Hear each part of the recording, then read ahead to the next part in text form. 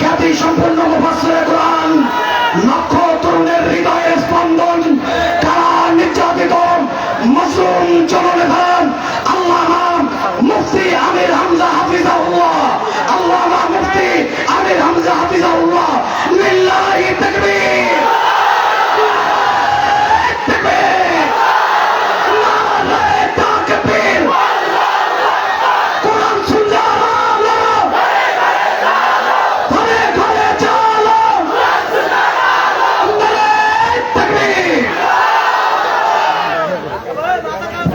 আলহামদুলিল্লাহ, আমরা এখন ভাইয়ের বা হুজুরের আলোচনা শুনবো। আমি বিনয়ের সাথে আপনাদেরকে আবেদন করবো, রাস্তাটা বন্ধ করে দিয়ে না প্লিজ। রাস্তা বন্ধ করে দিয়ে যদি কেউ কষ্ট পাচ্ছে চলতে, তাহলে আমাদেরকে গুনাহ কবিরা নিতে হবে। একটু মেহেরবানি করে সামনে আসেন, সামনে জায়গা আছে, please please, this is my request, please সামনে বসেন। আর আমি মুফতি আমির হামজা হাফিজাহুল্লাহর কাছ থেকে 2 মিনিট অনুমতি নিয়েছি, রুখসত নিয়েছি, কারণ আজকের মাহফিলের প্রধান অতিথি যিনি আমাদের তো একটা বোঝার বিষয় আছে ভাইজান। এই মাহফিলটা করতে গিয়ে অনেক খরচ হয়েছে, আপনারা শুধু থাকলে হবে না আমার ভাইজান, আপনারা দোয়া করবেন, মাহফিল ইনশাআল্লাহ সাকসেস হবে আল্লাহ পাকের রহমতে। আমরা শুধু 2 মিনিট আমরা এমন একজন ব্যক্তির কথা শুনবো যিনি জনাব তরিকুল ইসলাম তিনার সাহেব, যিনি আজকের এই মাহফিলের প্রধান অতিথি। আমি ভাইকে 2 মিনিট কথা বলার অনুরোধ করছি। আচ্ছা ঠিক আছে,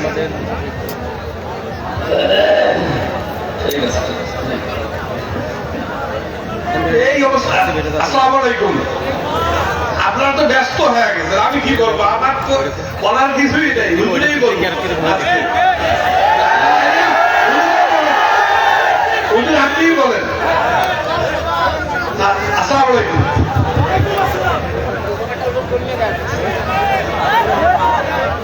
আমরাই সহযোগিতা করবো ইনশাআল্লাহ।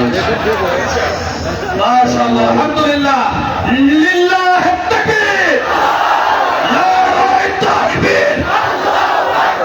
আলহামদুলিল্লাহ, পর্যায়ে আপনাদের সামনে গুরুত্বপূর্ণ তাকরীর পেশ করবেন সারা বাংলার অহংকার, লক্ষ এবং কোটি মানুষের হৃদয়ের স্পন্দন, আল্লামা মুফতি আমির হামজা কুষ্টিয়া, আল্লামা মুফতি আমির হামজা কুষ্টিয়া।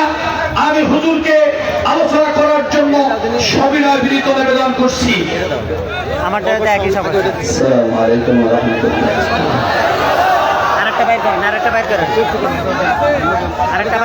কথা বলা যাবে না, দাঁড়িয়ে থাকেন, বসে থাকেন, কথা বলা যাবে।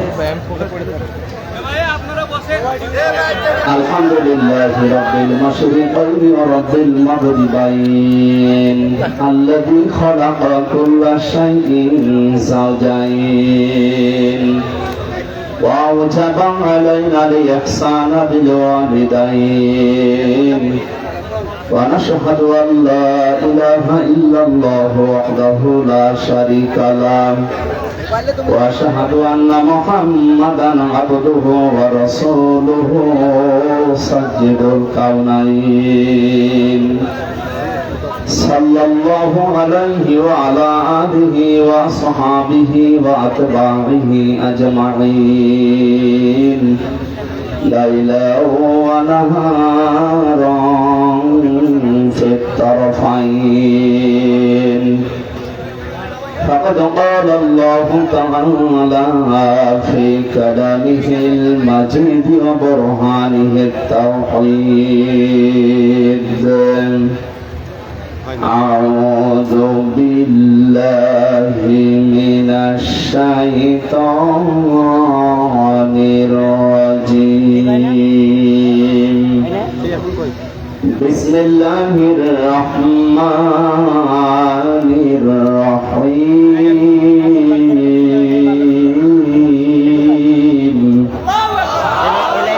وأوحي إلى نوح أنه لن يؤمن من قومك إلا من قد آمن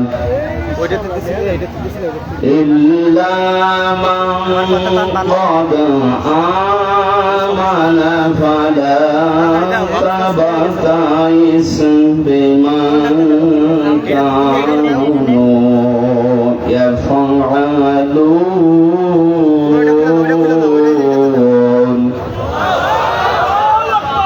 وصنع الفلك بأعيننا ووحينا ولا تخاطبني في الذين ظلموا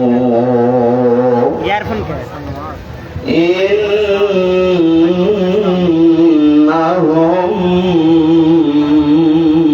مغرقون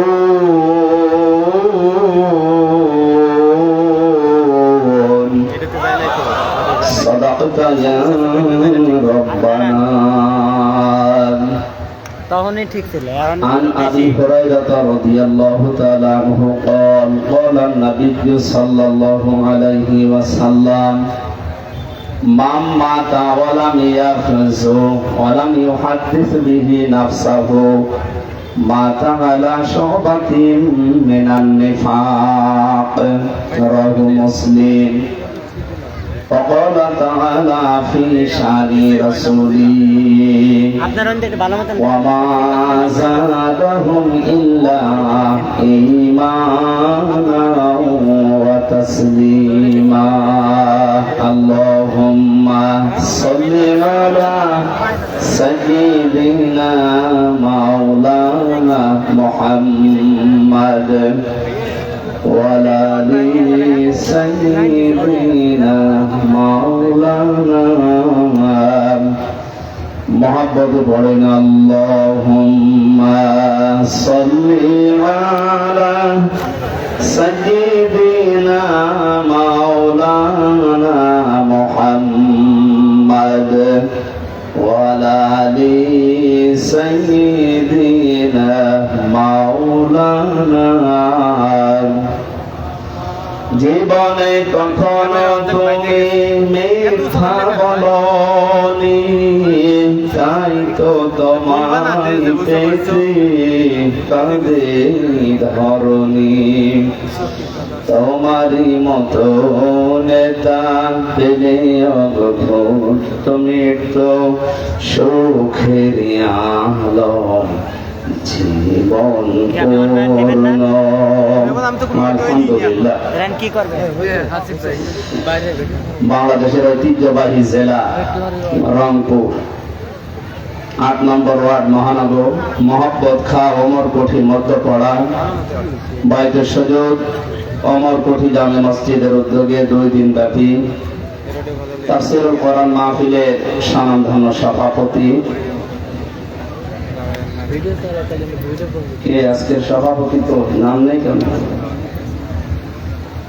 মাহফিলের প্রধান অতিথি আপনাদের আপনজন রংপুরের কৃতি সন্তান শ্রদ্ধাভাজন বড় ভাই জনাব তরিকুল ইসলাম দিনার দামাত বারকাতুহুল আলিয়া এই মাহফিলে এতক্ষণ যারা কথা বললেন আমার বাম পাশে বসা আছেন আপনাদের এই জেলার কৃতি সন্তান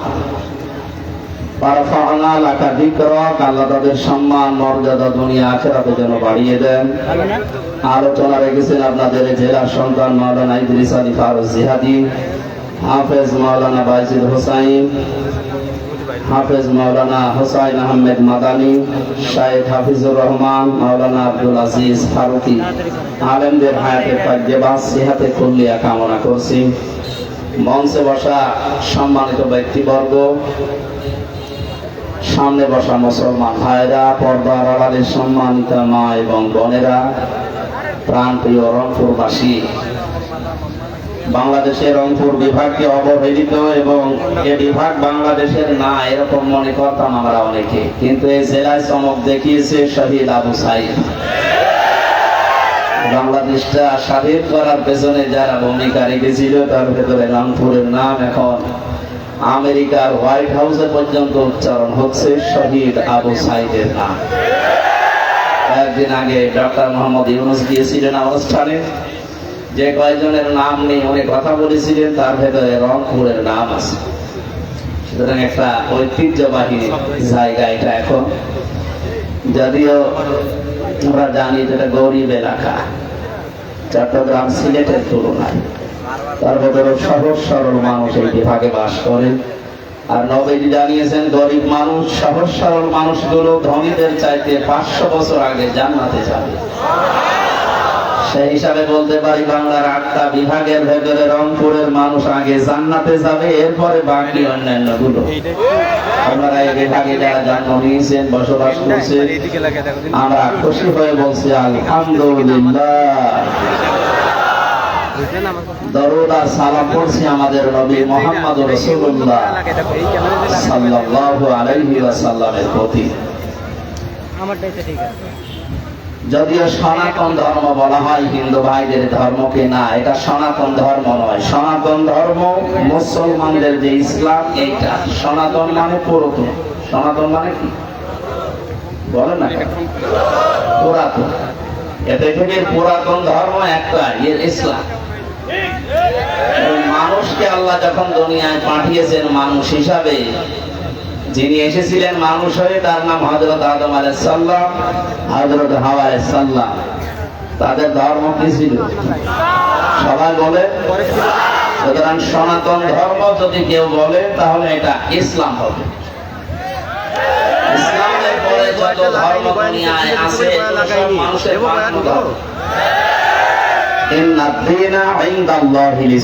আমি আল্লাহর কাছে মনোনীত একটাই ধর্ম আছে, জীবন ব্যবস্থা আছে, তার নাম ইসলাম। সুতরাং বাকি যা আছে এগুলো সনাতন নয়, এগুলো সব লেটেস্ট ধর্ম, মানুষের বানানো নতুন ধর্ম। এগুলো পুরাতন ধর্ম যদি বলতে হয় ইসলাম ধর্ম। যাই হোক, যার যা বিবেকে খাটবে সে সেই ধর্মে অনুসরণ করে চলবে। আমরা তাদেরকে ওয়েলকাম জানাচ্ছি যারা এই দেশে অমুসলিম আছেন, হিন্দু ধর্মের ভাইরা আছে। আগস্টের 5 তারিখে দেশ দ্বিতীয়বার স্বাধীন হওয়ার পরে প্রায় 1.5-2 মাস চলতেছে নাকি? এই 2 মাসের ভেতরে তো এরকম কিছু করেন নাই। হঠাৎ এই 2-3 দিনে আমাদের প্রতিবেশী রাষ্ট্র ভারতে আমাদের নবী, আমাদের কলিজার চাইতেও দামি যিনি মুহাম্মদ রাসূলুল্লাহ এবং তার জামাই হযরতে আলী রাদিয়াল্লাহু তাআলা আনহু, তাদের 2 জনের কার্টুন বানিয়ে ব্যঙ্গাত্মকভাবে তাদেরকে পৃথিবীর সামনে আপনারা প্রদর্শন করছেন। এর ভেতরে কিছু উদ্দেশ্য আছে তাদের কিছু গোপন কথা অলরেডি গতকাল রাতে ফাঁস হয়ে গেছে। তাদের একটা বড় ধর্মীয় অনুষ্ঠান আছে বাংলাদেশে, আপনারা জানেন না, শুরু হবে কয়েকদিনের ভেতরে। ওরা এই অনুষ্ঠানের ভেতরে হঠাৎ আমাদের নবীকে নিয়ে, নবীর জামাইকে নিয়ে এরকম অপমানজনক কথা আরম্ভ করছে। এই কারণে আমরা যেন মুসলমান বাংলাদেশে যারা আছি তারা উত্তেজিত হয়ে দেশে যারা সংখ্যালঘু বলে আমরা মনে করি, আমরা মনে করি না, তারা নিজেরা মনে করে। আমরা মনে করি দেশে সংখ্যালঘু সংখ্যাগুরু নেই, সবাই আমরা এদেশে জন্ম নিয়েছে যে সে এই দেশের দাবিদার। কথা বলেন ঠিক কিনা?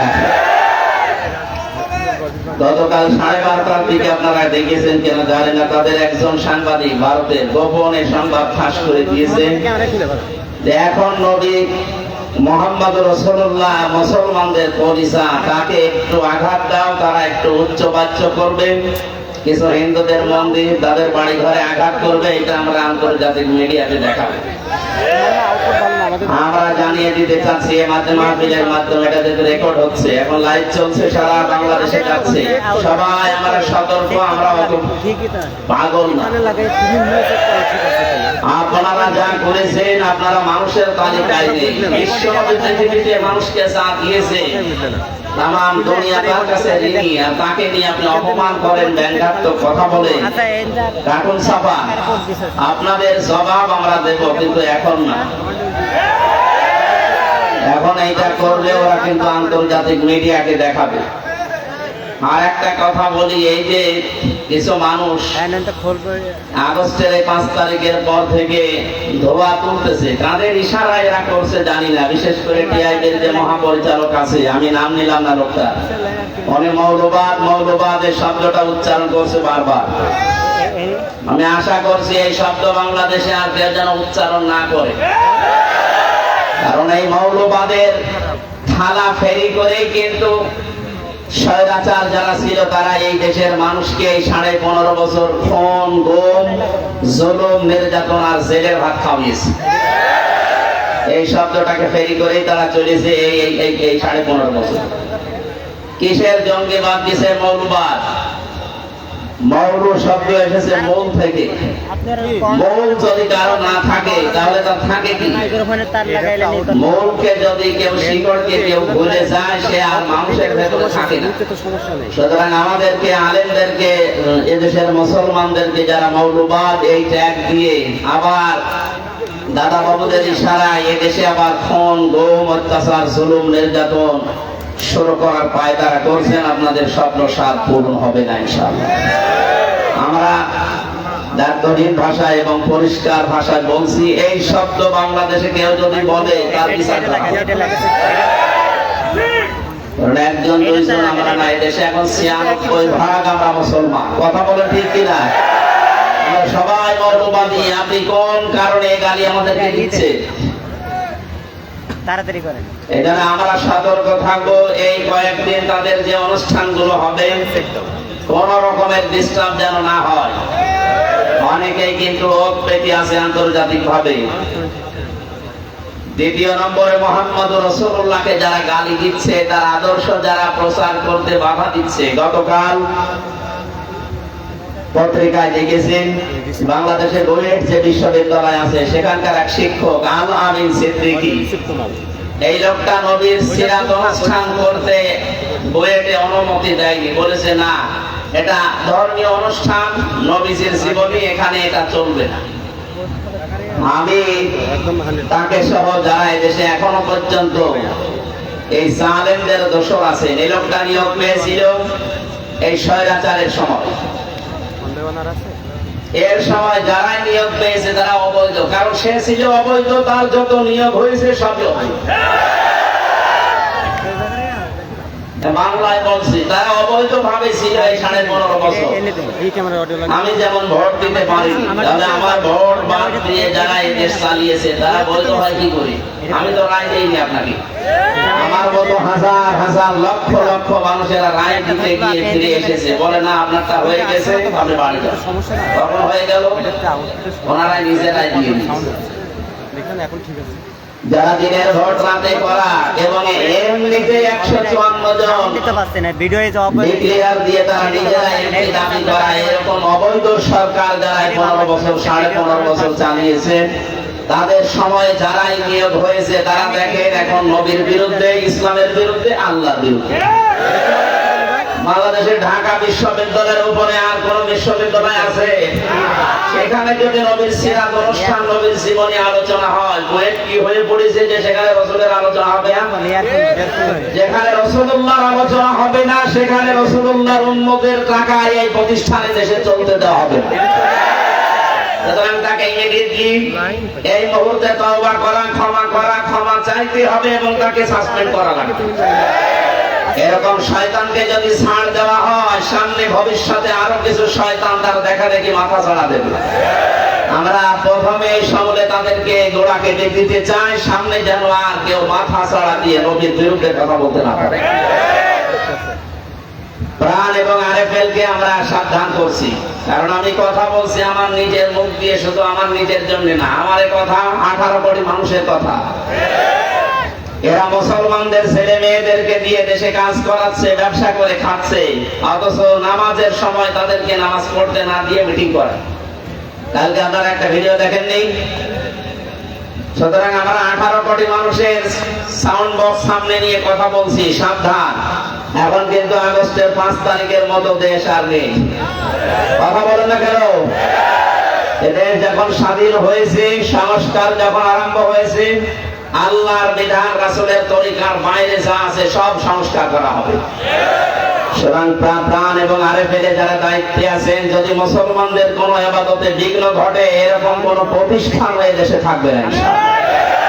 আমি সাবধান করার পরে আজকে তাফসীর করার মাহফিলে সূরা হুদ থেকে মাত্র 2টা আয়াত পড়েছি।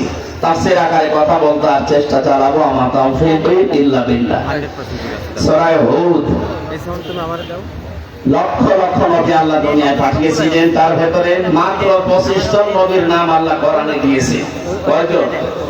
এর ভেতরে একজন নবীর নাম ছিল হুদ। নাম কি? হযরত হুদ আলাইহিস সালাম। নবীদের নাম শুনলে আলাইহিস সালাম বলা লাগে। এখন বিশ্ব রোড সহ বাংলাদেশের বিভিন্ন বড় বড় সেতু যেগুলো, সেখানে চোখ দিলে দেখতে পাবেন আমাদের জাতির পিতা হযরত ইব্রাহিম আলাইহিস সালাম। আগে জোর করে অনেকে জাতির পিতা সেজেছিল, তাদের নামকে জনগণ নামিয়ে আসল যেটা জাতির পিতা তাকে আল্লাহ বান্দারা টানিয়ে দিয়েছে। এই শব্দটা খেলা চলা না, ভেল তামাশা না, ইয়ারকি মারার জায়গা না। মিল্লাতা আবিকুম ইব্রাহিম ওয়া সাম্মাকুমুল মুসলিমিন। আল্লাহ তাআলা বলেন তোমাদের জাতির পিতার নাম ইব্রাহিম আলাইহিস সালাম, আর তিনি তোমাদের নাম রেখেছেন মুসলমান। আমাদের নাম যে মুসলমান, এই নাম রাখা আমাদের বাবার। কার? কি পেলেন এখান থেকে? সূরা হজের 78 নম্বর আয়াতের মাঝের অংশে আছে, খুব খেয়াল করে শুনুন। বাবাকে 13টা দায়িত্ব আছে। সন্তান শুধু জন্ম দিলেই হয় না, অনেকে তো জন্ম দিয়ে চলে যাচ্ছে। ও কি ইহুদের সাথে বিয়ে করে না খ্রিস্টানের সাথে বিয়ে করে সে দেখা যাবে। 13টা দায়িত্ব আছে বাবা জন্ম দেওয়ার পরে মায়ের। তার 13টার প্রথম নম্বরে তার একটা সুন্দর অর্থবোধক নাম রাখা, আর 13 নম্বরে তার একটা সৎ এবং উত্তম পাত্র পাত্রী দেখে বিবাহের বন্দোবস্ত করা। কোন মুসলমান কোন অমুসলিমকে বিয়ে করতে পারে, এটা কোরআনের নির্দেশ যে পারে না। সূরা বাকারার ভেতরে আছে, কথা বলে না কেন? স্পষ্ট নিষেধ। সূরা বাকারা 221-22 নম্বর আয়াতে আছে, যতক্ষণ কোন অমুসলিম মুসলমান না হবে, সে যত সুন্দরী হোক, যত অর্থ সম্পদের মালিক হোক, তাকে মুসলমানের বিয়ে করা যায় না। অথচ এই দেশে আমরা অনেক কিছু দেখতে পেলাম, খালি জন্ম দিয়েছেন, এর নাম রাখাও ঠিক নেই, এর বিবে সাধু ঠিক নেই। আমাদের যিনি পিতা হযরত ইব্রাহিম নবী, তিনি নাম রেখেছেন কেমন সুন্দর, মুসলিম, আত্মসমর্পণকারী। সুবহানাল্লাহ বলতে পারেন না? এটা বাবাদের দায়িত্ব। যারা বাবা আছেন এখানে, সন্তানের নাম রাখবেন এমন যে নামটার সাথে একটা অর্থের মিল পাওয়া যায়। সেদিন আমি একটা দোকানে লেখা দেখলাম মিহাদ স্টোর, না এটা ঠিক হয়। সে হয়তো কোরআনের কোন শব্দ দেখে রেখেছে। মিহাদ মানে নিকৃষ্ট জায়গা। জাহান্নামের যে জায়গাগুলো আছে তার ভেতরে একটা নাম কি? মিহাদ। তো কি দেখে রেখেছে? আমার মনে হয় কোরআন শরীফ পড়তে পড়তে পেয়েছি অবিসার মিহাদ রেখে দিয়েছে। কোরআন পড়তে পাইলে লেখা যাবে, অর্থ দেখতে হবে। নবীদের নামের সাথে, আল্লাহর নামের সাথে, সাহাবায়ে কেরামের নামের সাথে মিল করে নাম রাখবে। নামের একটা প্রভাব বাস্তবে কিছু মানুষের জীবনে পড়ে, কম বেশি। আর একবার যদি কারো নাম পড়ে যায়, ও নাম কিন্তু আর সহজে ঘোষে না। 3 মিনিট কথা বলেন না কেন? নাম যার যেটা রেখেছেন আপনি দেখেন, ওই নামের প্রভাব তার মাঝে কিছু পাওয়া যায়। একজনের নাম আমার দাদা বলছিলেন, নাম রেখেছে ফ্যান চাটা। নাম কি? এটা নাম হলো গরিব মানুষ, তো এটারে মানুষ ওই নামেই ডাকে। চিন্তা করছে যে এই নাম চলতে থাক, টাকা পয়সার মালিক হয়ে গেছে হঠাৎ, কিন্তু এই নামটা চাই না, মানুষ শুধু ফ্যান চাটা বলে ডাকে। আমি নাম পাল্টাবো। এলাকার মেম্বার, চেয়ারম্যান জনগণকে ডাক দিয়ে গরু জবাই করেছে, ছাগল জবাই করেছে, খাওয়াচ্ছে যে আজকে নামের পরিবর্তন হবে ফ্যান চাটা। চেয়ারম্যান সাহেব মাইক হাতে নিয়ে বলছে, ভাইরা আমার, বোনেরা আমার, এই লোকটা গরিব ছিল, নাম ছিল ফ্যান চাটা, মেনে নিয়েছিলাম, কিন্তু এখন লোকটা ধনী হয়ে গেছে, লোকটা টাকা পয়সা, মান সম্মান, ইজ্জত আবরু এখন এই দেশে আছে। এই নামের পরিবর্তনের জন্য আপনাদেরকে খাওয়াচ্ছে, আমাদেরকে ডাক দিয়েছে। আমি দায়িত্বশীল হিসাবে আজকে এর নাম পাল্টে দিলাম। এর নাম আজকে থেকে মধু চাটা। নাম কি দিয়েছে বলে তো? লোকটা মাইক হাতে নিয়ে বলছে, ভাইরা আমার, আমার গরু ছাগলও গেল, আমার নামও পাল্টাইল, কিন্তু নাম থেকে চাটাটা আর গেল না। আগে ছিলাম ফ্যান চাটা, এখন হলাম মধু চাটা। নাম কিন্তু পাল্টায় না, এই জন্য খুব সাবধান, উল্টা পাল্টা নাম রাখবেন না। কিসের পুতুল, কিসের জয়, একটা নাম হলো না, কত জোর করার দরকার নেই। এত নামের পর অর্থ আছে কত স্যার আমার কি 6 মিনিট রেকর্ড চলতেছে আমারও 6 মিনিট তাও মাঝখানে আমি এই দিকটা একটা এই জন্য আমরা নাম রাখার সময় আমাদের বাবা যেহেতু আমাদের নাম রেখেছেন মুসলিম, আমরা এরকম ধাসে ধাসে অর্থবোধক নাম রাখবো ইনশাআল্লাহ। নামের পরিবর্তন করা যায় যাচ্ছে। ছোটবেলায় যদি কারো বাবা মা না বুঝে বা না জানার কারণে এরকম উল্টা পাল্টা নাম রেখে রাখে। আমার নাম ছিল রানা, ছোটবেলা শখ করে রেখেছিল আমার দাদা, উনি এখন কবরে আছে। কি অডিও করতেছি আমার ডাইরেক্ট নামটা পরবর্তীতে মাদ্রাসায় ভর্তি হওয়ার পরে প্রিন্সিপাল সাহেব পাল্টিয়ে আমি হামজা দিয়েছি। এই নামটা ভালো না? আমার শরীর চলে না, কিন্তু নামে অনেক ভয় পায়, না জানে কি করে পারবে। অথচ কি আমার নিজেই বাঁচি না। এতে রংপুরে তো বিরাজ চলে গিয়েছিলাম তারাগঞ্জে। আপনার না আমার এই 5টা হিট স্টপ হয়ে গিয়েছিল, আমি কিছু টের পাচ্ছিলাম না। আল্লাহ আবার ফিরিয়ে দিয়েছে স্বাভাবিক করে। কিন্তু ডাক্তার বলেছে গা যেন না ঘামে, গা ঘামলে আবার কিন্তু সমস্যা হবে। যেন প্রায় 10-11 দিন পুরো একটা অনুষ্ঠান বাড়ছিল, আমি ঢাকাতে ভর্তি ছিলাম। এই গত 2 দিন হলো আবার আরম্ভ করেছি। আল্লাহ যেন স্বাভাবিক অবস্থায় আবার ফিরিয়ে দেন, আমিন। এই জন্যে 25 জন নবীর ভেতরে একজন নবীর নাম পেলাম হযরত হুদ আলাইহিস সালাম। 123টা আয়াত আছে এই সূরায়। 11 নম্বর সূরা কোরআনে কারীমের ক্রমিক নাম্বার হিসাবে 10টা রুকু আছে। 2টা আয়াত পড়েছি 36-37। বলেন তো সূরার নাম কি? এটা ভালো না জবান খুলে বলেন নাম কি? হুদ এই শব্দটা উচ্চারণ করে 30টা নেকি হবে তার আমলনামায়। সুবহানাল্লাহ বলেন। 123টা আয়াত আছে। কালকে যদি কেউ জিজ্ঞাসা করে কি আলোচনা শুনলেন, বলবেন সূরা হুদ 36-37 নাম্বার আয়াতের কিছু কথা আমরা শুনেছি। আসেন আমরা তাফসীরে প্রবেশ করছি। আরে ভাই লাগান এই পৃথিবীতে নবীরা মানুষদেরকে ইসলামের পথে নিয়ে আসার জন্য যারা চেষ্টা চালিয়েছে, তার ভেতরে এই নবী ছিল অন্যতম। তখন বহু চেষ্টা করেছে জীবনে, 950 বছর দাওয়াত দিয়েছিল। হুদ আলাইহিস সালামের এই হুদ নবীর নামে এই সূরাটা আমি আয়াত পড়েছি যেখান থেকে এখানে আলোচনা আছে নূহ আলাইহিস সালামের। হুদ আলাইহিস সালামের আলোচনা অন্য জায়গায় আছে, এখানে আলোচনা করা আছে হযরত নূহ আলাইহিস সালামের। নূহ শব্দের শাব্দিক অর্থ রোজা পালনকারী। উনি সারাটা জীবনের বেশিরভাগ সময় রোজা রেখে কাটিয়েছিলেন, এই জন্য ওনাকে নূহ বলা হয়। হযরত নূহ আলাইহিস সালামের যে দাওয়াতি মিশন ছিল, আমরা আজ বাস্তবতার সাথে হাজার হাজার বছর পর বাংলাদেশের সাথে আয়াতগুলো মিলাবো ইনশাআল্লাহ। 950 বছর একাধারে দাওয়াতি কাজ করেছিলেন, মাত্র 80 জন দাওয়াত গ্রহণ করেছিল। কয়জন বলেন তো? একটা মানুষ 950 বছর দাওয়াতি কাজ করে মাত্র 80 জন। অথচ আমি আমির হামজার এই জীবনে এই 12 বছর পর্যন্ত এই ময়দানে আছে। আমি 12 সাল থেকে ময়দানে, তার মধ্যে 3 বছর জেলে, 9 বছর।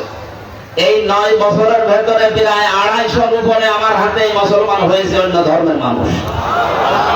তাহলে কি মনে হচ্ছে হযরত নূহ আলাইহিস সালামের তুলনায় আমার হাতে অমুসলিম বেশি মুসলমান হয়েছে, আমি ওনার চাইতে দামি হয়ে গেছি? নূহ আলাইহিস সালামের ধৈর্য দেখেন, 950 বছর একাধারে তিনি চেষ্টা চালিয়েছিলেন জাতির লোকদের ভেতরে। মাত্র 80 জন দাওয়াত কবুল করেছে, এরপরে আর আসে না। হযরত নূহ আলাইহিস সালামের জাতির লোকেরা বারবার তাকে বলতো যে শাস্তির কথা বলো, ওই শাস্তি আমাদেরকে দেখা।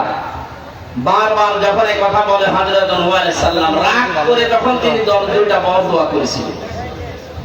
কোরআনে কারিমে আল্লাহ পাক বলেন, ক্বালা নূহুর রাব্বি লা তাদার আলাল আরদি মিনাল কাফিরিনা দায়্যারা ইন্নাকা ইন তাদারহুম ইযিল্লু ইবাদাকা ওয়া লা ইয়ালিদু ইল্লা ফাজিরান কাফফারা। হযরত নূহ আলাইহিস সালাম বলেছিলেন, রব্বুল আলামিন আমি 950 বছর একাধারে চেষ্টা চালালাম।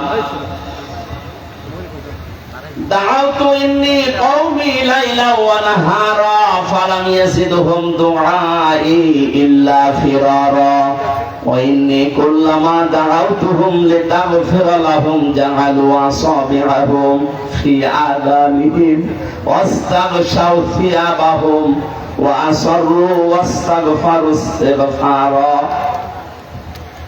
বারবার আমি তাদেরকে একবার দুইবার না দিনে গিয়েছি, রাতে গিয়েছি, সকালে গেছি, বিকেলে গেছি, জাতির লোকের কাছে সব সময় 24 ঘন্টা আমি দাওয়াতের কাজ করতাম।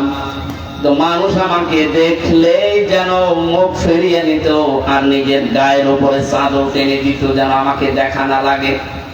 কানের ভিতরে আঙ্গুল দিয়ে আমার কথা শুনতে চাইতো না। এখন তারা বারবার আমাকে আহ্বান জানাচ্ছে। এতদিনে 950 বছরে যে কিয়ামতের ভয় তাদেরকে দেখিয়েছি, যে কিয়ামত হবে, ভয়াবহ দিন আসছে সামনে, তারা এখন সেইটা আমার কাছে চায়। আমার সহ্যের বাইরে চলে গেছে, আমি আর পারি না। তোমার কাছে বরদোয়া করলাম এই কাফেরদের আন্ডা বাচ্চা পর্যন্ত জমিনে একটাও না থাকে, কারণ এদের থেকে যেটা জন্মাবে ওইটাও হবে আর একটা কালপিট। তোমার বান্দাদেরকে ধোঁকা দিয়ে বোকা বানিয়ে তারা আবার ফাঁসে ফুজ্জার বানাবে, অবিশ্বাসী বানাবে। হযরত নূহ আলাইহিস সালাম এই বরদোয়া করার পরে আল্লাহ এই আয়াতগুলো বিশ্ব নবীকে 1000 বছর আগে শুনিয়েছেন। হে নবী, আপনিও দাওয়াত দিতে দিতে কেউ আপনার পক্ষে আসতে চায় না।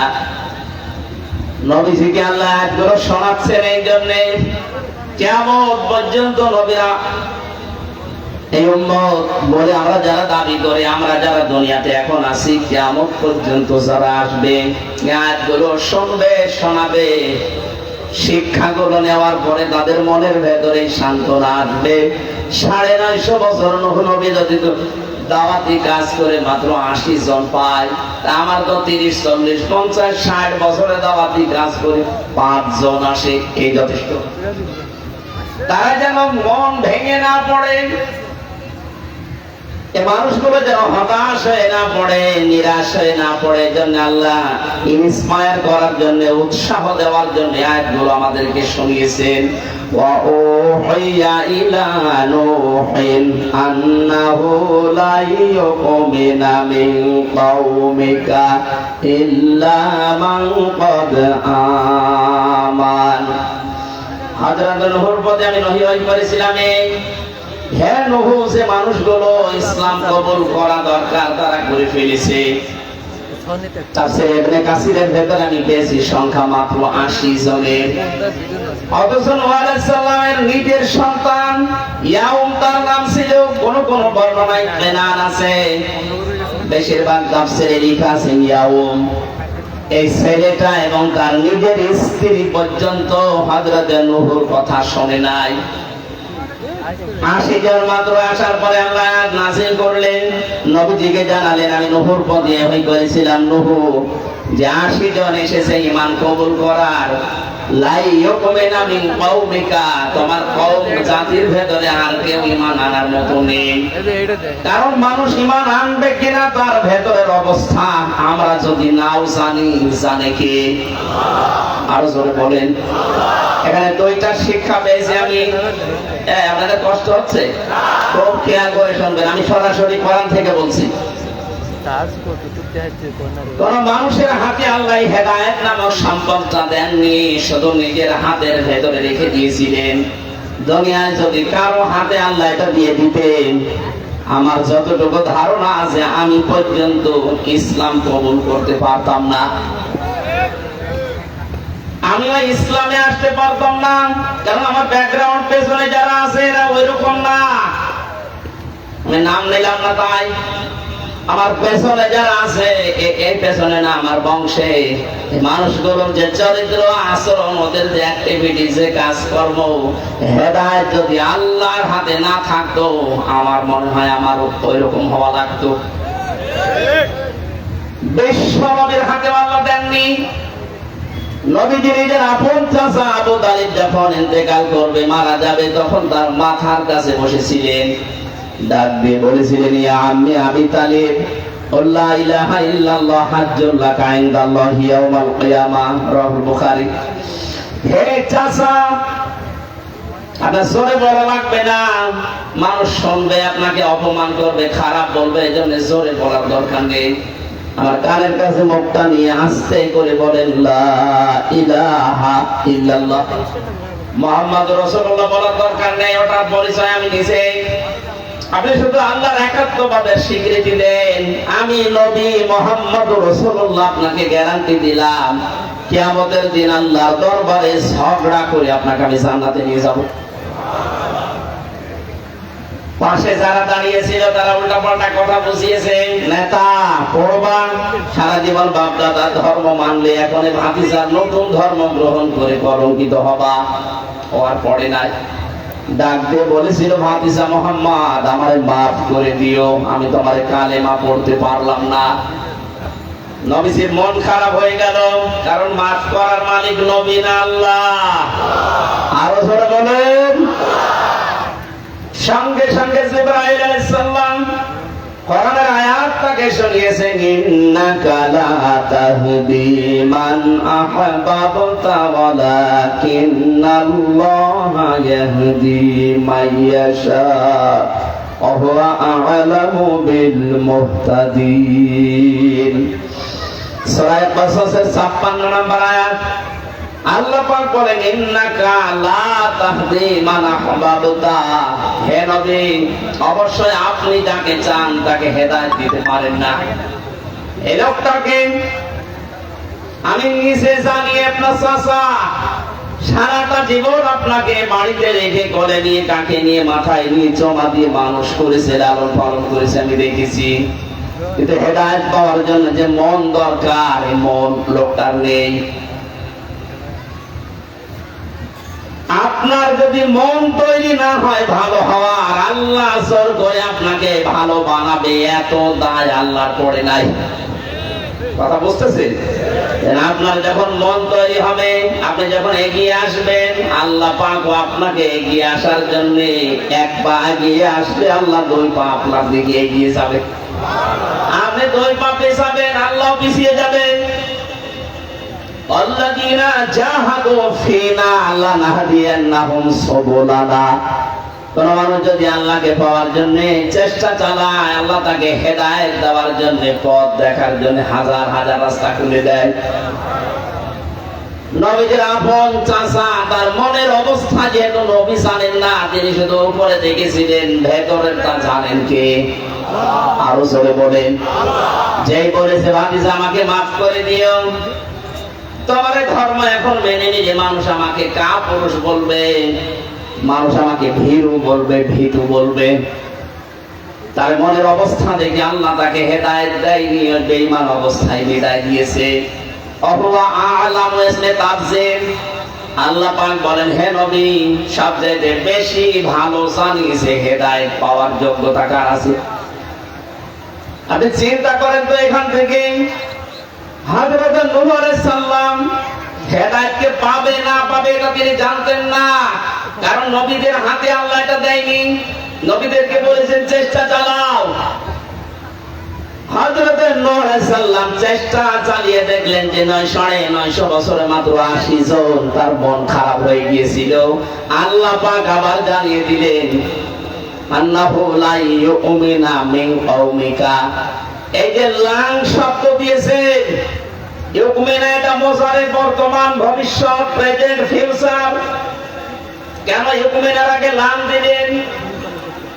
জাতির লোকদের ভেতরে যারাই ছিল ওই সময়, হযরত নূহ আলাইহিস সালামকে আল্লাহ লাং দিয়ে জানিয়ে দিলেন, সামনে যারা আছে আপনার, এদের আপনি এখন আর চেষ্টা করেও দ্বীনের দিকে, ইসলামের দিকে আনতে পারবেন না, কারণ তাদের আর সেই মন নেই।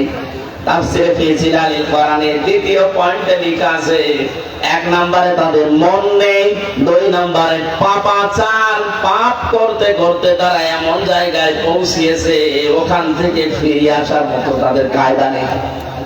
দুইটা শিক্ষা পেলাম এখান থেকে। 1 নম্বরে জাতির লোকের যখন মন থাকবে না হেদায়েত পাওয়ার জন্য, ইসলাম মানার জন্য, দিন মানার জন্য যখন মানুষ এগিয়ে আসবে না, চেষ্টা চালাবে না, মন তৈরি হবে না, 2 নম্বরে যখন নাফরমানি, গোনাহ, পাপ এগুলো করতে করতে সর্বশেষ সীমানায় পৌঁছিয়ে যাবে, ওই জাতিকে আল্লাহ পাক তখন হেদায়েতের মতো মহা মূল্যবান সম্পদ থেকে চির বঞ্চিত করে দেবে। পৃথিবীর ইতিহাসে যুগে যুগে আমরা এটাই পেয়েছি, যেমন ফেরাউন, ওর একদিকে মন ছিল না, 2 নম্বরে সে অপরাধ করতে করতে এমন জায়গায় পৌঁছিয়েছিল, তার সীমা যখন পার হয়ে গেছে তখন আল্লাহ তাকে আর হেদায়েত দেয়নি। ও কিন্তু শুধু স্বীকার করেছিল আন্নাহু লা ইলাহা ইল্লাল্লাযী আমানাত বিহি বানু ইসরাঈল ওয়া আনা মিনাল মুসলিমিন। এদিকে তাকান, শুধু শোনার জন্য শুনছেন, বলার জন্য বলছি না, আমার প্রতিটি কথায় শিক্ষা বের করবো আমরা। হাজার হাজার বছর আগে মুসা আলাইহিস সালামের জামানায় এই যে লোকটার নাম বললাম, এই ফেরাউন, কোরআনে কারিমে যেহেতু তাকে ফেরাউন নামে ডাকা হয়েছে, যেহেতু ওই দেশে যারাই দায়িত্বে ছিল তাদের এই রাষ্ট্রীয় নামটাই ছিল ফেরাউন। এই দেশের যে দায়িত্বে আছে এখন ডক্টর মোহাম্মদ ইউনূস, কিন্তু ওনাকে আমরা জানি অন্তর্বর্তীকালের প্রধান উপদেষ্টা। তাহলে এই দেশে দায়িত্ব পালন যিনি করছেন তার নাম অন্তর্বর্তীকালীন সরকারের প্রধান উপদেষ্টা। এটা কি তার নাম নাকি? কথা বলে না, ওনার নাম ডক্টর মোহাম্মদ ইউনূস। মুসা আলাইহিস জামানায় মিশরে যারা দায়িত্ব পালন করত ওই সময় তাদের নাম হয়তো আলাদা আলাদা ছিল, 5টা নাম পেয়েছি তাফসিরে ফেরাউনের। কিন্তু ওই যেমন দেশে দায়িত্ব পালন করলে, এখন যেমন দায়িত্বে থাকলে তাকে প্রধানমন্ত্রী বলা হয়, রাষ্ট্রপতি বলা হয়, কিন্তু এটা নাম না, এটা একটা পদবি। ওই সময় পদবি ছিল ফেরাউন। এই লোকটা একদিকে মন নেই হেদায়েত পাওয়ার জন্য, 9টা মুআজিজা হযরত মুসা আলাইহিস সালাম তাকে দেখিয়েছিলেন, একটাতেও তার মন গলে নাই। 2 নম্বরে এই মানুষটা পৃথিবীর ময়দানে জুলুম, অত্যাচার, নির্যাতন, স্বৈরাচারী কাজ এত বেশি করেছিল, তার সীমা যেটা সে পার করে ফেলেছিল। তাফসীরে ফি জিলালিল কোরআনে মুফাসসির এই আয়াতে 2টা বিষয় আরো দিয়েছেন। 1 নম্বরে সে স্বীকৃতি দিয়েছিল আল্লাহর, কিন্তু রিসালাতের স্বীকৃতি সে দেয়নি। একটু খেয়াল করেন, আলেমদেরকে আমি বলছি এবার, হযরতে মুসা নবীর জামানায় যেই লোকটা ডুবে যাচ্ছিল, হাত্তা ইদা আদরাকাহুল গরাক, যখন ডুবে যাচ্ছিল সমুদ্রে, ওই সময় যদি বলতো লা ইলাহা ইল্লাল্লাহ মুসা কালিমুল্লাহ, আল্লাহরে মাফ করে দিবে। ভালো না, কিন্তু আল্লাহর ঘোষণা, একাত্মবাদের ঘোষণা পর্যন্ত দিয়েছিল, আন্নাহু লা ইলাহা ইল্লাল্লাযী আমানাত বিহি বানু ইসরাঈল। ঘোষণা দিয়েছে আমি ঈমান আনলাম ওই আল্লাহর উপরে যার উপরে ঈমান এনেছে বনি ইসরাঈলরা। তার একটা ঘোষণা আছে, ঈমান আনতে হলে দেওয়া লাগে রিসালাতের ঘোষণা। ওই জামানায় যেহেতু মুসা আলাইহিস সালাম নবী রাসূল ছিলেন, তার রিসালাত স্বীকৃতি দেওয়া, ঘোষণা করা, মেনে নেওয়া এটা ঈমানের অঙ্গ। আমরা যেমন কালেমা পড়ি লা ইলাহা ইল্লাল্লাহ মুহাম্মাদুর, আরো জোরে বলেন, আপনি শুধু লা ইলাহা ইল্লাল্লাহ যদি বিশ্বাস করেন, মুহাম্মাদুর রাসূলুল্লাহ তার আদর্শকেও মেনে নেওয়া লাগবে। এটা যদি মানতে না চান আপনি মুসলমান না। আরো জোরে বলেন, ওই জামানায় হযরত মুসা আলাইহিস সালাম নবী এবং রাসূল ছিলেন, একদিকে নবী আর একদিকে রাসূল, কারণ বড় কিতাবের ভেতরে একটা তার কাছে আছে তাওরাত। ফেরাউন আল্লাহর একাত্মবাদের ঘোষণা দিয়েছে, রিসালাতের ঘোষণাটা মানে নাই। এজন্য আল্লাহ পাক তাকে ডাক দিয়েছে আল্লাহ। এখন বারবার কইছে গেলে এটা তোমার কয়বার করে নারাজ হতে ঘোষণা যেটা দেওয়ার দরকার ছিল একটু আগে যদি বলতো লা ইলাহা ইল্লাল্লাহ মুসা কালিমুল্লাহ, তোরে আমি maaf করে দিতাম, কারণ মুসা নবী আমার পক্ষ থেকে রিসালাত নিয়েছে। এমনি ভিডিও নবী বানানো, রসুল বানানো এটা দুনিয়ার মানুষের কাজ না, এটা মানুষের কাজ। কার কাজ? আমি আল্লাহ তাকে দায়িত্ব দিয়ে পাঠালাম, তার আদর্শ না মেনে কার আদর্শ দুনিয়ায় মেনেছ, শুধু আমাকে স্বীকার করলে হবে, আমার পাঠানো প্রেরিত পুরুষকে স্বীকার করা লাগবে না। এখান থেকে আমরা কি নেব? আজ বাংলাদেশে যারা শুধুমাত্র আল্লাহর কথাগুলো মানার চেষ্টা করেন, বিশ্ব নবী মুহাম্মদ রাসূলুল্লাহর জীবনী তাদের কাছে বললে রাজনীতি মনে হয়। যেহেতু নবীজি টয়লেটে যাওয়ার সময় যেমন আল্লাহুম্মা ইন্নী আউযু বিকা মিনাল খুবুসি ওয়াল খাবাইস বলেছেন, বের হওয়ার সময় বলেছেন গুফরানাকা আলহামদুলিল্লাহিল্লাযী আযহাবা আন্নিল আযা ওয়া আফানি। এটা 8-10 মিনিট আপনি টয়লেটে যদি বাম পা দিয়ে প্রবেশ করে ডান পা দিয়ে বের হওয়ার সময় এই দুইটা দোয়া যতক্ষণ পর্যন্ত পড়ে বসে থাকবেন, বের হবেন পুরাটা আপনার ইবাদত। এটা মানেন তো? একবার বলেন না, এটা মানেন? এটা পুরাটা যে ইবাদত মানেন না? আপনাদের ভাব তো বেশি ঠিক মনে হচ্ছে না। এটা মানেন ইবাদত কিনা? প্রশ্ন আসতে পারে রংপুরের মানুষ যে টয়লেটে বসে আছে খারাপ কাজে আর ইবাদত হবে মানে? হ্যাঁ, তার রাসূলের তরিকা এটা ছিল। নবীজির এই 10 মিনিট 8 মিনিট টয়লেট করা যদি আপনার কাছে ইবাদত আপনি মেনে নিতে পারেন, 10টা বছর নবীজি এই কোরআন দিয়ে রাষ্ট্র চালিয়েছিলেন, এটা রাজনীতি বলে আপনি চলে যান কোন কারণে? 8 মিনিট 10 মিনিট ইবাদত মনে হচ্ছে আর 10 বছর আপনার কাছে ইবাদত মনে হয় না, রাজনীতি মনে হয়। আপনিও তো আমার মনে হয় নব্য ফেরাউন। আল্লাহকে মেনে নিতে পারেন, তার প্রেরিত পুরুষ মুহাম্মদুর রাসূলুল্লাহকে মেনে নিতে পারছেন না, আপনাকে আল্লাহ হেদায়েত দেবে না। ওর পাপ একদিকে পরিপূর্ণ হয়ে গেছে। আল্লাহ রাব্বুল আলামিন এর জন্য নূহ আলাইহিস সালামের আমি যে শিক্ষাটা এখানে দিতে চাইলাম, এই দেশে যারা শুধু আল্লাহর হুকুম মানতে চান কিন্তু রাসূলুল্লাহকে মেনে নিতে আপনার আপত্তি আছে, কারণ আল্লাহর নবীকে সারা বিশ্বে অনেক কাফের মুশরিক ইহুদি খ্রিস্টানরা তার নাম এখন উল্টা পাল্টা ছড়াচ্ছে। উনি নাকি চরিত্রহীন ছিলেন, জঙ্গি ছিলেন, সন্ত্রাসী ছিলেন, এ কথা বলছেন অনেকে। ফ্রান্স থেকে এগুলো বেশি আসে। ব্যাটারি চেঞ্জ করা এই পৃথিবীতে সবচাইতে বেশি যার সন্তান তৈরি হয় 257টা রাষ্ট্রের ভেতরে ফ্রান্সে সবচাইতে বেশি। সূরা কলমের 13 নম্বর আয়াত থেকে 28 নম্বর আয়াত পর্যন্ত তাফসীর দেখে নেবেন বাড়িতে। যারা যার সন্তান দুনিয়ায় তৈরি হয়, যাদের জন্মগুলো অবৈধ হয়, এই মানুষগুলো অন্য কিছু সহ্য করতে পারে কিন্তু রাসূলুল্লাহকে সহ্য করতে পারে না। আল্লাহ রাব্বুল আলামিনের নবী যখন দাওয়াতি কাজ করেছিলেন ওই সময় সবচাইতে বেশি যারা কষ্ট দিয়েছিল তার ভেতরে অন্যতম একটা ছিল ওলীদ বিন মুগীরা। এই লোকটা দাওয়াতি কাজের সামনে সে এই বাধা দিত আর মানুষকে বলতো মুহাম্মদ যেটা বলে ওটা আমিও বলতে পারি। নবীজি যেটা বলতেন ওনার নিজের কথা না আল্লাহর কথা? আরো জোরে বলেন।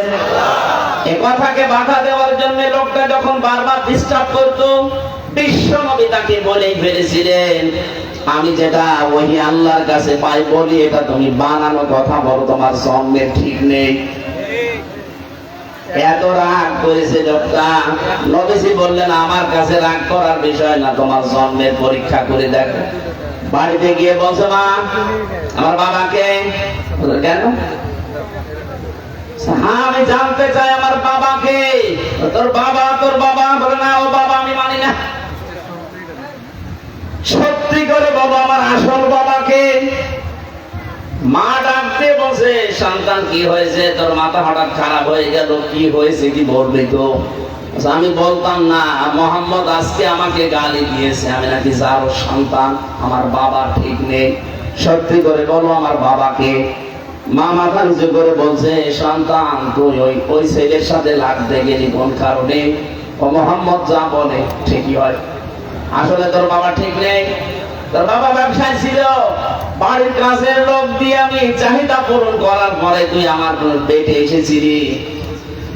এটা পৃথিবীর ইতিহাসে প্রমাণ হয়ে গেছে।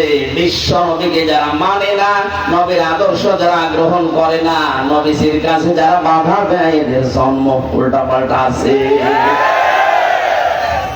আমি শুধু ইঙ্গিত দিলাম, নাম নিলাম না। এই দেশে হাজারো মানুষ রাসূলের এই 10 বছর তিনি যে রাষ্ট্র চালিয়েছিলেন এটা রাজনীতি বলে উড়িয়ে দেয়, উনি মানতে চায় না। তার মানে রাসূলের রিসালাতকে যারা মানে না, ওদের জন্মের ভেতরে ঝামেলা থাকতে পারে। এবার দেখেন কত দূর গেল। আরে নামাজ পড়া, রোজা করা আল্লাহর হুকুম, সে আল্লাহর একই তো হুকুম ছিল, আতিউল্লাহ ওয়া আতিউর রাসূল। কথা বলেন ঠিক কিনা? ওরা নূহ আলাইহিস সালামের রিসালাত যখন আর মানতে চায় না, আল্লাহ এখানে লাং দিয়েছেন, আল্লাহকে মানবেন তার প্রেরিত পুরুষ ছাড়া তাদেরকে আপনি মানেন না, আপনাকে আল্লাহ চির বঞ্চিত করে দেবে তার হেদায়েত থেকে। হযরত নূহ আলাইহিস সালামকে আল্লাহ ওহী যখনই দিয়েছেন তখনই কিন্তু লাং দিলেন, আন্নাহু লা ইউমিনা মিন কওমিকা। আমি আয়াতটার তাফসীর একটা দুইটা না, বিশ্ববিদ্যালয়ে যখন ছিলাম প্রায় 28টার উপরে এক জায়গায় মিলিয়েছি। আল্লাহ কেন লাং দিলেন অথচ হেদায়েত দেওয়ার, ঈমান গ্রহণ করার জন্য আল্লাহ নবীদেরকে পাঠান, অথচ লাং দিয়ে জানিয়ে দিলেন যে ওরা কখনো আর ঈমান আনবে না। কি কারণ? কি যত কোনো কারণ পেয়েছিলাম আমার মাথা ঘুরে গেছে। কি বলতে চাচ্ছেন আল্লাহ? লাং শব্দ বারবার বলছি কেন? যারা এখানে আলেম আছে, আরবি গ্রামার যারা জানে, মোসারের আগে বর্তমান, ভবিষ্যৎ, প্রেজেন্ট, ফিউচার এরকম শব্দ গঠন করা যেখানে আরবিতে, এর আগে লাং যদি আসে অর্থ হয় কখনো হবে না। আল্লাহ বলছে হে নূহ, ওরা ঈমান আর আনবে না। তাহলে এই দোষ কি যারা ঈমান আনে নাই তাদের না আল্লাহর? ফ্যান আছে, মিক্সারের ফ্যান আছে। বলছে আল্লাহ। রংপুরের লোক তো না, এখানে প্রশ্ন আসতে পারে তারা আল্লাহ যেহেতু লাং দিলেন ঈমান আর আনবে না, তাহলে দোষ ওদের হয় কি করে? ওই যে জবাব কয়েকটা আমি বের করলাম তাফসীর থেকে। তার অন্যতম এই মানুষগুলোর 1 নম্বরে মন ছিল না, 2 নম্বরে তারা জুলুম, অত্যাচার, নির্যাতন আর পাপ করতে করতে এমন জায়গায় পৌঁছিয়েছে যেখান থেকে ফিরে আসা আর সম্ভব না। যখন মানুষের পাপ পরিপূর্ণ হয়ে যায়, ইন্নামা নুমলি লাহুম লিয়াজদাদু ইসমা ওয়া লাহুম আযাবুম মুহিন। সূরা আলে ইমরানের 178 নম্বর আয়াতের শেষের দিকে আছে, আল্লাহ পাক বলেন মানুষের পাপ যখন একেবারে খাপের খাপ মিলে যায় আর জায়গা নেই পাপ করার, এই মানুষগুলোকে তখন আমি আল্লাহ আযাবে মুহিন, অপমানজনক শাস্তি দেওয়ার জন্য দুনিয়ায় ফেলে দেই। সুতরাং আমরা আজ বাস্তবতায় দেখতে পাচ্ছি হাজার হাজার বছর আগে নূহ আলাইহিস সালামের জামানায় যেটা ঘটেছিল, আমার মনে হয় 2024 সালের 5 আগস্টের আগে ঠিক ওই রকম কিছু ঘটেছে। কেন বললাম এটা বলেন তো? সূরা আনামের 44 নম্বর আয়াতটা একটু বাড়িতে মিলাবেন। আমি ইঙ্গিত দিচ্ছি শুধু। আগস্টের 5 তারিখের সাথে কত মিল দেখেন। ফালাম্মা নাসু মা যুকিরু বিহি ফাতাহানা আলাইহিম আবওয়াবা কুল্লা শাইইন হাত্তা ইযা ফারিহু বিমা উতু ফাআখাযনাহুম বাগতাতান ফাইযা হুম মুবলিসুন। এটা আছে সূরা আনামের 7 নম্বর পারার 12 নম্বর পৃষ্ঠার 1ম নম্বর লাইনে 44 নম্বর আয়াতে আছে। এটা তাফসীরে ফি জিলালিল কোরআনে পাবেন। যখন আমি তাদেরকে আমার আয়াতগুলো দিলাম, আমার নিদর্শন, আমার আইন আর কানুন, আমার হুকুম, এগুলো জানার পরে মানুষগুলো ভুলে গেল। এ ভুলে যাওয়ার পরে তাদের শান্তি, স্বস্তি, নিরাপত্তা ফিরে পাওয়ার জন্য যত রকমের দরজা আছে আমি আল্লাহ সব খুলে দিলাম। প্রশ্ন আসতে পারে তারা অপরাধ করে আর তাদেরকে আল্লাহ নিয়ামত দিয়ে ভরে দেয়, মানে কি? হ্যাঁ, কারণ আছে। মানুষ যখন অপরাধ করতে করতে সীমা ছাড়িয়ে যায় তখন আল্লাহ পাক তাকে নিয়ামত দিয়ে ভরে দেয়। যে লাভ ফাতাহানা আলাইহিম আবওয়াব, বাবের বহুবচন আবওয়াব, কুল্লা শাইইন, কোন দরজা আল্লাহর বাকি রাখে না। যেখান থেকে যা দেওয়ার সব আল্লাহ তাদেরকে দিয়ে ভরে দেয়। সমস্যা নেই। অথচ আগের আয়াতে ছিল কি, যে মানুষগুলো আল্লাহর আদেশ ভুলে যায় তাদেরকে আল্লাহ নিয়ামত দিয়ে ভরে দেয়। পুরা সিস্টেম উল্টা। ঠিক আছে না? 2006 সালের দিকে তাকান। এই এই যে আগস্ট মাসের 28 তারিখে যারা এই দেশে মানুষ পিটিয়ে হত্যা করার পর লাশের উপরে ড্যান্স দিয়েছিল, এটা পৃথিবীর ইতিহাসের আগে হয়েছে কিনা আমি জানি না। পৃথিবীর ইতিহাসে এর আগে হয়েছে কিনা আমি শুনিনি, কোন জায়গায় পড়িও নি যে মানুষ হত্যা করার পরে তার লাশের উপরে কেউ ড্যান্স দিতে পারে। এখন বলছে দেখেন, এটা আমি নিজে দেখেছি 6 সালের আগস্টে, অক্টোবরের 28 তারিখে না বানালাম, এটা হয়নি। এই অক্টোবরের 28 তারিখে এটা হয়েছিল। 28শে অক্টোবর জসিম ভাইকে হত্যা করার পরে ঢাকার রাজপথে তার লাশের উপরে ড্যান্স দিয়েছে। আমি একবার সিরাজগঞ্জ থেকে যাচ্ছিলাম, এটা 13 সালের 14 সালের দিকে হবে। বাসের পেছনে বসে আছি, ড্রাইভারের পেছনে। নামাজ তো সামনে একটু ঝামেলা হয়ে গেল। অনেক সুন্দর তাফসীর ছিল আজকে। আমি প্রায় এই আয়াতের উপরে যত ঘন্টা পড়াশোনা করেছি সব লিখে দিয়েছিলাম আজকে, কিন্তু এই তো আজান হয়ে গেল, আরো আগে ওঠা দরকার ছিল।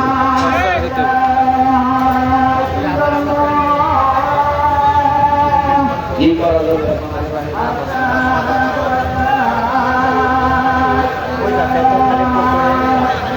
ভাই এই যে ক্লিক দেওয়া লাগবে, দূর করে দেবো এখন।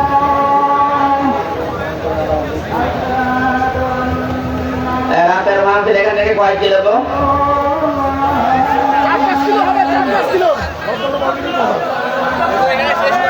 কোন জায়গা ওটা, কোন জায়গা?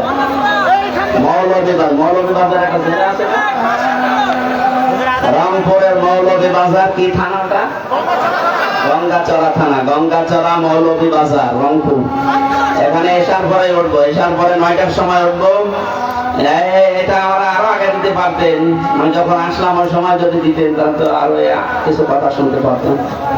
তাফসীরের ভেতরে প্রবেশ করলে হয় না। আরে নামাজ তো ফরজ এখন সামনে, আর এটা যা করছি এটা কি নামাজ বাদ দিয়ে করা যাবে? বিশৃঙ্খলা হয়ে যাবে। এখন ওখানে যান, আর কথা বলা সম্ভব না। আমরা আপনাদের, আমি তো এসেছি অনেক আগে, 1টার সময় এসে বসে আছি। আপনারা যদি তাড়াতাড়ি দিতেন তো ওখানে যান, মৌলভীবাজারে যদি সময় পান যান। আমরা আজকে আর হলো না, নামাজের জন্য প্রস্তুতি নেন। মাওলানা বলছে যে সব জায়গায় 4:30টায় নামাজ হচ্ছে, এখানে আরো 15 মিনিট লেট হয়ে গেছে এমনিতে। আসেন ওখানে যদি আসেন, আমরা কথা বলছি। এই আয়াতটা শেষ করতে পারলাম না। আল্লাহুম্মা আমিন। লা ইলাহা ইল্লা আনতা সুবহানাকা ইন্নী কুনতু মিনাজ জালিমিন। আল্লাহ তাআলা, তোমার ফরজ নামাজ আমাদের সামনে, আসরের নামাজের সিজদা দেওয়া লাগবে, এই জন্য আমরা শেষ করে দিয়েছি। আয়াতটা আমরা শেষ করতে পারিনি, যতটুকু বুঝেছি আল্লাহ তুমি মেনে নেওয়ার তৌফিক দাও। আগামীতে এই অনুষ্ঠানটা কোরআনের প্রচারে আরো বিশাল আকারে মঞ্জুর করো। রব্বুল আলামিন, এই যে মসজিদ তোমাকে সিজদা দেওয়ার জন্য যারা বানিয়েছে, এর যত হাওয়াইজ আছে আল্লাহ তুমি পরিপূর্ণ করে দাও। এলাকার বান্দা বান্দীদের দিল মন তোমার ঘরের দিকে ঝুঁকিয়ে দাও। তুমি দেখতে পাচ্ছ আমার শরীরের অবস্থা। ডাক্তাররা বারবার বলছে রাত 10টার পরে আর জেগে থাকবেন না, দিনের বেলা অনুষ্ঠানে যাবেন না, গা ঘেমে গেলে আবার অসুস্থ হয়ে যাবেন। তোমার কোরআনে কারিমের দিকে তাকিয়ে, হাজারো বান্দা বান্দির মুখের দিকে তাকিয়ে কষ্ট করে হলেও ডাক্তারের মানা বাদ দিয়ে আমি জোর করে চলে এসেছি। আল্লাহ তোমার দায়িত্বে আছি, মেহেরবানি করে তুমি আমার সুস্থ রাখো। কোরআনের কথাগুলো সহজ সরল ভাষায় বান্দা বান্দীদের শোনানোর তৌফিক দাও। আল্লাহ আমাকে মাফ করে দাও। আমার স্ত্রী সন্তান এখনো পর্যন্ত হাসপাতালে ভর্তি আছে, আল্লাহ তাদের শেফায়ে কামিলা আজেলা দান করো। আসার সময় দেখছিলাম ম্যাডাম আমার হাত ধরে কাঁদছিল যে যাওয়ার দরকার নেই। আমি সব কিছু বাদ দিয়ে দিনের প্রচারের জন্য আমার শরীরের দিকেও তাকাইনি, আমি চলে এসেছি। আল্লাহ তুমি আমাকে মাফ করো, আমার শরীরটা তুমি ফিরিয়ে দাও। জালেমদের বন্দিখানায় 3 বছর থাকার পরে শরীরটা নষ্ট হয়ে গেছে, তুমি আবার আমাকে আবার আগের অবস্থায় ফিরিয়ে দাও। আমার কণ্ঠটা ভিক্ষা দাও, আমার শরীরটা ভিক্ষা দাও। বারাকাল্লাহু লানা ওয়া লাকুম ফিল কোরআনিল আযীম। আলহামদুলিল্লাহি রাব্বিল আলামিন। ভাই আমি মাপ চাচ্ছি, দোয়া চাচ্ছি, আসেন ওখানে যদি সময় পান আসেন, আমি এসার পরে একটু করবো 9টার দিকে, যেহেতু 10টা 10:30 শেষ হয়ে যাবে। বেশি দূর না তো।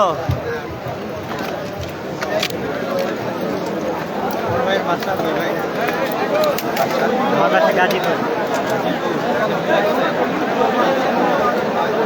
আরো দূর আছে, কুমিল্লা আছে, চাঁদপুর আছে। আলহামদুলিল্লাহ, মহিলা মা বোন যারা আছেন আপনারা একটু পরে বের হবেন। মহিলা মা বোন যারা আছেন তারা একটু পরে বের হবেন। গ্যারেজের দায়িত্বে যারা আছেন ভলান্টিয়ার ভাইরা, মেহেরবানি করে আপনাদের দায়িত্ব আপনারা পালন করবেন। মহিলা মা বোন যারা আছেন তারা পরে বের হবেন। হুজুর যেহেতু অসুস্থ, কেউ হুজুরকে কষ্ট দেবো না ইনশাআল্লাহ। কেউ হুজুরকে কষ্ট দেবো না, সকলে জায়গা করে দিই। মিডিয়া আপনার ভলান্টিয়ার ভাই যারা আছেন মেহেরবানি করে জায়গা করে দেন। একটি এলান শুনি। আল মাকবুল তাহফিজুল কোরআন হিফজ মাদ্রাসার উদ্যোগে আগামী 2 দিন ব্যাপী তাফসীরুল কোরআন মাহফিলের ব্যবস্থা করা হয়েছে। স্থান নিয়ামত